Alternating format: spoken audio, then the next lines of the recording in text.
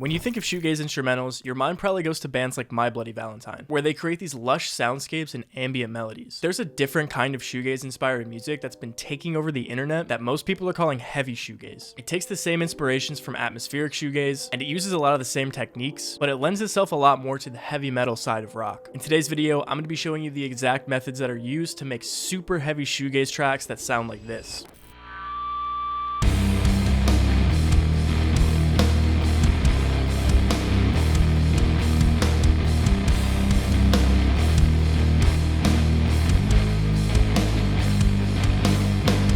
Before we get into this video, my name is Shadow and I run prod.shadow.com, where I sell a bunch of alternative rock sample packs, loop kits, preset packs, and more that you can use to instantly level up your tracks. If you guys want to go check that out, I'll leave it linked down in the description. Let's go ahead and break down this beat. All right, so we are in FL Studio. 30-day content grind is not for the weak. I just recorded the whole intro and it wasn't recording and I had to re-record it. Yeah, we got this super heavy shoegaze inspired track today, which I already know some people are gonna be like, dude, this is literally not shoegaze. This is literally just heavy metal. Whatever, dude, it's just a YouTube title. Chill out, okay? But yeah, this is my first time making something like this and I'm really happy with the way it turned out, and I'm really happy with how easy it was to make, actually. Like, it's really not as complex as you might think it is. So yeah, let's just go ahead and break this down. So the first thing that I'm gonna do, which I do in every single one of my beats, is start with a drum pattern. Personally, that's what I feel like is the best route when you are making alternative rock tracks. I feel like it's easier to get a general vibe when you lay down the drums first, and I feel like it's a lot easier to record your guitar on top of the drums as well. So I always start with the drums. Today, I am using the One Kit Wonder metal contact bank, which is super fire for heavy shoegaze or just really, honestly, any kind of rock. This is a very versatile drum set. So yeah, this is what the pattern sounds like.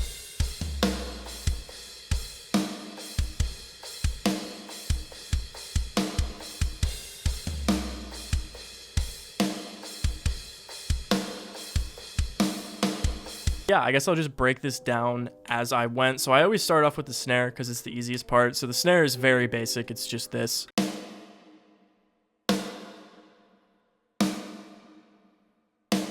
And then at the very end, I do a little double hit like this. Then we can add the kick, which is going to really solidify the bounce. I think the kick and the snare together are like the core and essence of like the rhythm of everything, pretty much. So that's what this is going to sound like.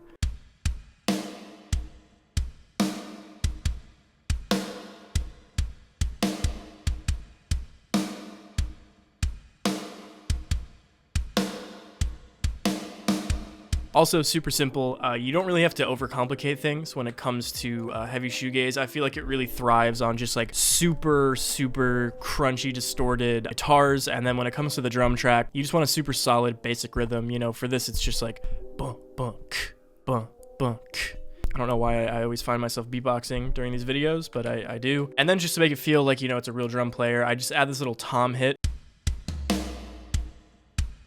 And then to finish it all up, I add some crashes. So the one thing that I really want to highlight for heavy shoegaze is typically when I'm making a beat, whether it's post-punk or like ambient shoegaze or whatever, for the chorus, it's something like a ride cymbal, like the 1 and the 5, just to like accent stuff. But for heavy shoegaze, you want to get heavy. You want to use all of these super heavy hitting tools in your toolbox. So for the guitars, obviously, that's like a bunch of distortion. For the drums, that's going to be crash cymbal. So normally in a lot of tracks, you would just use the ride cymbal like this. But for heavy shoegaze, you want to use the crashes in the same way that you would use a ride, you know, alternating the velocities and stuff like that. When you do use crashes instead of rides or hi-hats, it's going to sound like this.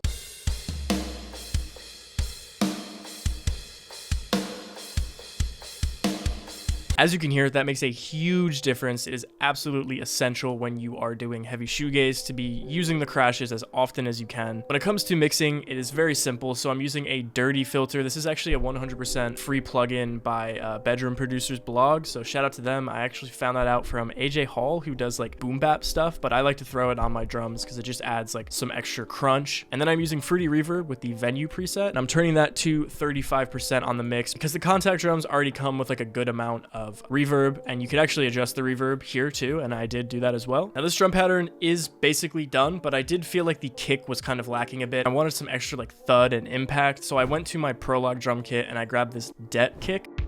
which is very like subby and beefy. All I did was copy and paste the kick pattern and I layered it over, and it just kind of adds some extra oomph to the drum pattern. A lot of modern heavy shoegaze and a lot of like the young people who are pioneering the genre and, you know, kind of making stuff in their bedroom, they obviously don't have access to real drum kits, so they tend to use like a bunch of random samples from all over the place. So adding some like synthetic kicks and stuff like that is not going to hurt the beat at all. It's just going to make everything bang a lot harder. This is the finished drum pattern. And then another very essential part for heavy shoegaze, or just like shoegaze in general, is making sure that you switch things up for different parts of the track. So for the verse, I did switch things up. I took the tom out and I switched to a hi-hat instead of a ride or a crash, and that pattern is going to sound like this.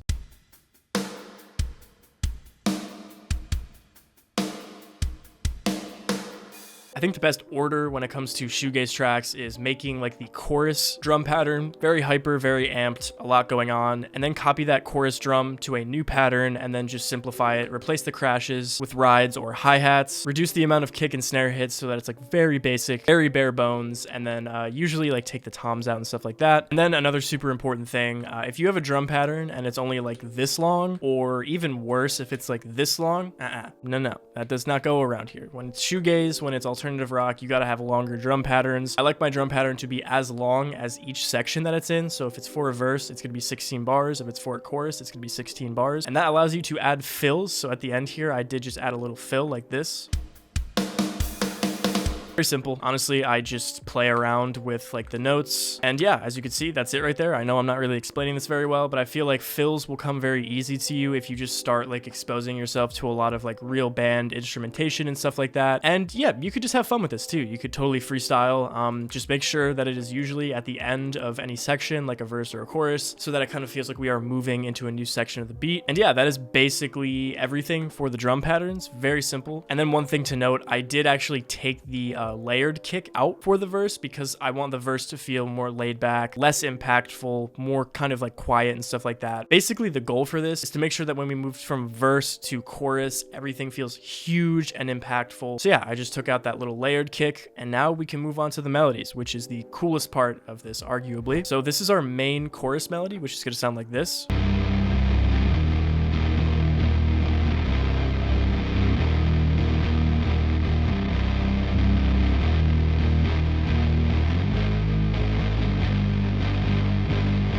At first glance, you might be like, how did he do this? I get it. Guitar is like not the easiest thing to get into, so I'm going to tell you exactly how I did it. Very first thing that you're going to want to do, which is very important, is to drop tune your guitar. Don't click off the video. I've only been playing guitar consistently for like maybe 6 months to a year now, you know, so I'm by no means a professional. And one of the things that would like scare me the most and turn me off the most when it came to like learning songs and stuff like that was drop tuning. I just hated tuning my guitar, and I didn't really get the concept of it that much, but I don't want it to scare you. I want you to take drop tuning and like make it your new best friend, because you can do so many cool things with the guitar. And all you really have to do is Google like different kinds of drop tuning and then just look at them and tune your guitar that way. You can go to YouTube. They're gonna have a bunch of videos where you can just tune by ear. If you have one of these things like I do, which I would highly recommend you to get, it is a Snark guitar tuner. It will show you what note is on your guitar, so all you have to do is look up a guitar tuning and then just tune your notes to whatever is showing up on the screen. The specific tuning that I am using for this beat is drop C tuning, which I will put up on the screen in case you want to do the tuning yourself. It makes things super easy. When you're in drop C, you don't even have to do power chords. You can literally just bar it and then like the open. So like if I just play this,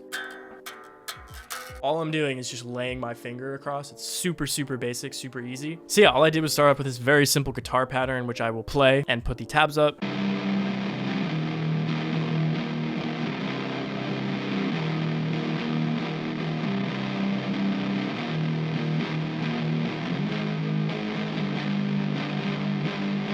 And the secret to these like very like wide, full feeling guitar mixes is double tracking, which is a pretty basic concept, but if you aren't doing it in your tracks, you absolutely have to be. Whatever guitar melody you have, whether it's like a chord progression or it's just some like lead, something like that, whatever is the main melodic aspect of your beat, play it 2 times, pan one all the way to the right and pan one all the way to the left, and it's gonna make things feel super full. This is what basically all musicians period do. Indie bedroom producers, professional studio musicians, all that stuff. And the key here is really like the guitar tones. So both guitars that are panned to the left and the right ear are gonna have two different guitar tones that are still similar. So the first one is gonna have Guitar Rig 7 with the Super Chainsaw 100 preset. Then I'm gonna throw some RC20 with the Lost preset from my Process RC20 bank. And then as usual with all of my melodic aspects that aren't the bass, I'm gonna take a lot of the bass frequencies completely out so it does not clash with the bass. On its own, the left guitar sounds like this.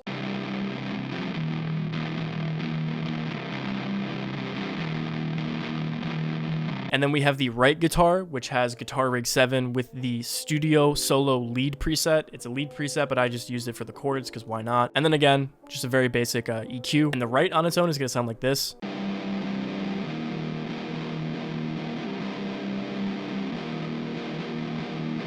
Both of them feel like fairly dry and simple. It's when you combine the two of them that everything just fills out and feels way more correct, I guess. I don't know. And then the final thing that we're gonna do to beef this up is the bass, which is gonna be very simple. I'm just playing the root notes of the chord progression. I'll put the tabs up on the screen, but this is what the bass is gonna sound like.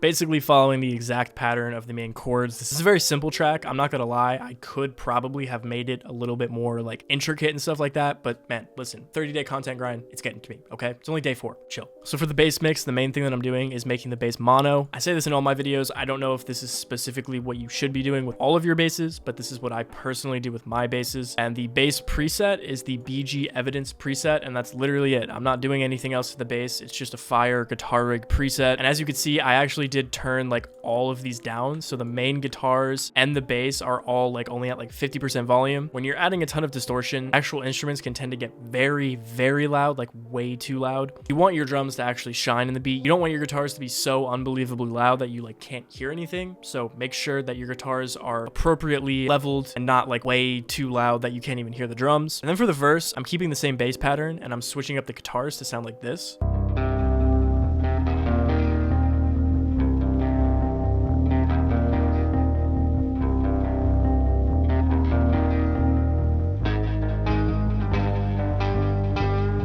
This isn't perfectly quantized, and I probably should have gone through and quantized things, but I do just want to let you know that if you aren't playing things like 100% accurately on time, that is okay. Nobody who's playing in like a live band or in like a real studio is playing perfectly on time. It's not a bad thing to quantize your guitars, but you don't have to. If you do want to quantize your guitars in FL Studio, just double click on the audio track, right click, and click Edit in Time Warper. That is going to open up new time, and as you can see, everything is already pre-marked, and all you have to do is just drag things to the appropriate area that is supposed to be on. Once you're done, just minimize it, hit this little arrow button, drag it back into your track. After that, all you have to do is make sure it's routed to the same mixer track that it was on before, and you are good. So again, I keep saying this is simple, but I do really feel like this is not too complex of a beat. I think any of you guys can do this. So first off, we have the left pan guitar. For the verse, I didn't pan things 100% to the left and right. I only did between like 50 and 60% because you want things to feel a bit tighter for the verse. This first guitar is just like an arpeggio version of the chords we were playing before, and it's gonna sound like this.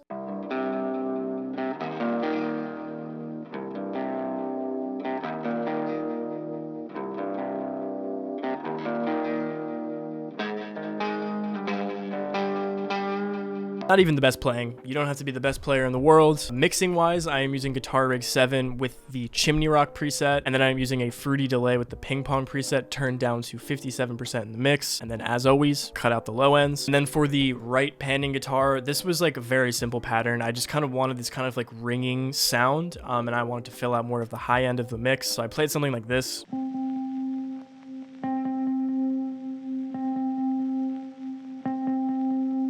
Preset on this one is the Lo-Fi Delight preset from Guitar Rig 7. I'm using the Fruity Delay with the Ping Pong preset again, this time with a full 100% mix. Then I have two different EQs, so I have one to cut the lows out, and then I have one that's very anecdotal for the track. Don't see this and think that you have to do this for all your guitars. This specific mixer preset just gave like a super harsh frequency right here that was like really peaking and just like super painful to my ears, so I did reduce it a bit. I added some high end just so it was a little crispier in the mix. And yeah, that is our verse section of the guitar, and we are almost done with this beat. So the only things that we have to go over are the pre-chorus and then just the structuring in general, and then we are done. This right here is the pre-chorus.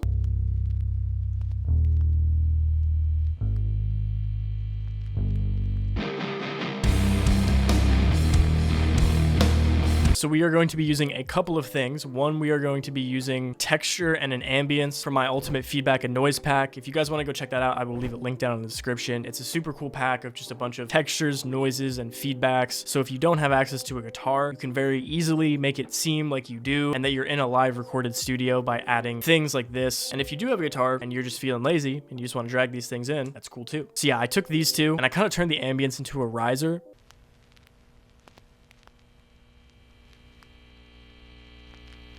And then we have the bass, which is basically playing the same progression, but just simpler and focused in the track.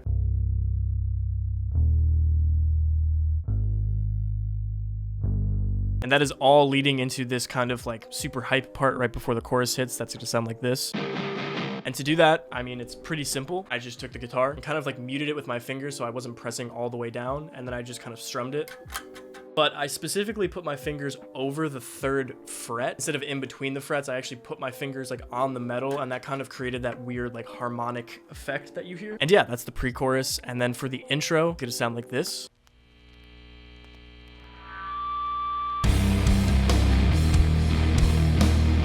Very similar thing here, so I'm using the same ambience and texture, but the main thing that defines the intro is this feedback sample, which again, like I said, is from my feedback and noise bundle. I'll go ahead and play you a couple sounds in here just so you can kind of get an idea of what you are looking at.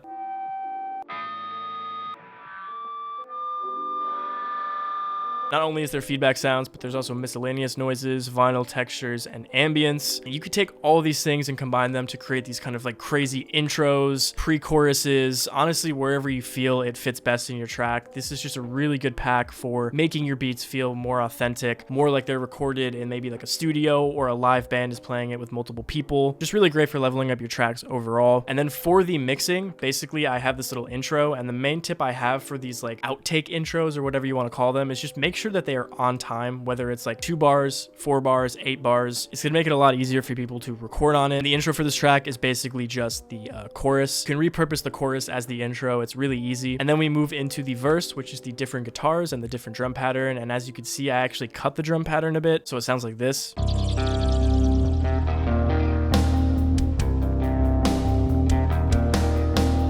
I cut it to make it very obvious that we are moving from the chorus to the verse, and also just to kind of add some motion. It's a really cool effect where it feels like the drummer kind of like catches the rhythm. After the verse, we move on to the pre-chorus, which is, I believe, 8 bars, and then we move on to the chorus again. Every section of my beat, the chorus and verse, are always 16 bars, and then when it comes to intros, outros, pre-choruses, that's up to you, but just make sure it's 2, 4, 8, 16, you know, divisibles of 2, basically. And then we just repeat the same chorus, we repeat the same verse, pre-chorus and chorus one more time, and then an outro, which is basically just the verse guitars but no drums. And yeah, that's the beat. Cool.